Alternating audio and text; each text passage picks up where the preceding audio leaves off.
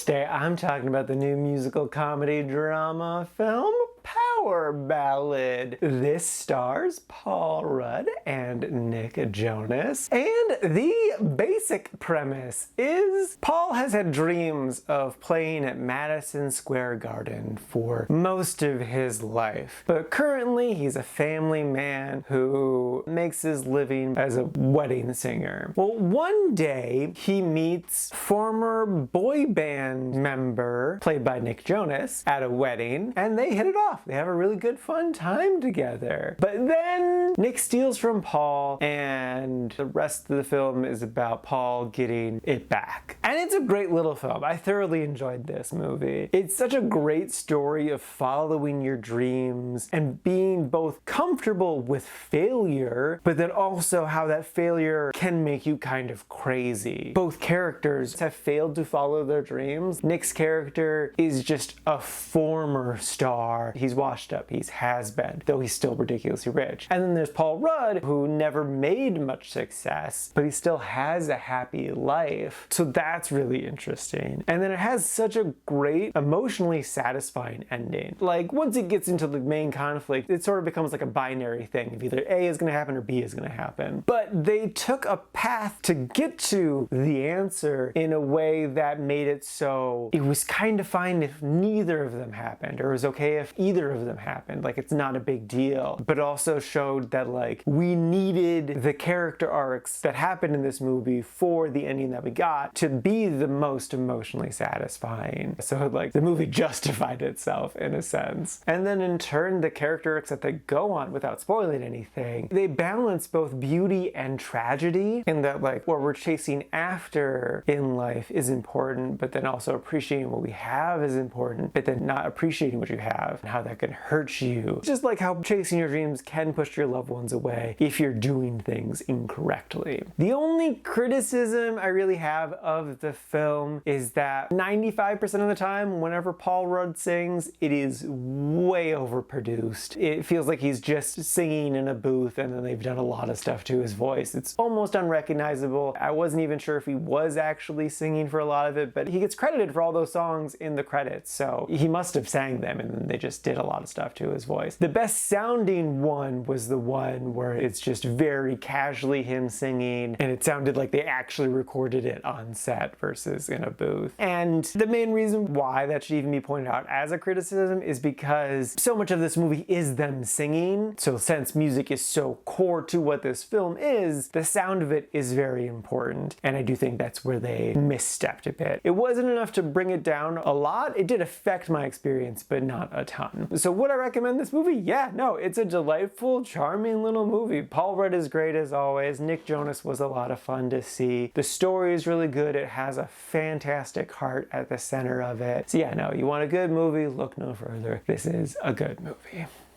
And now for my ranking, I put this at number 21 in the really like section. And this is out of a total of 41 new movies so far this year.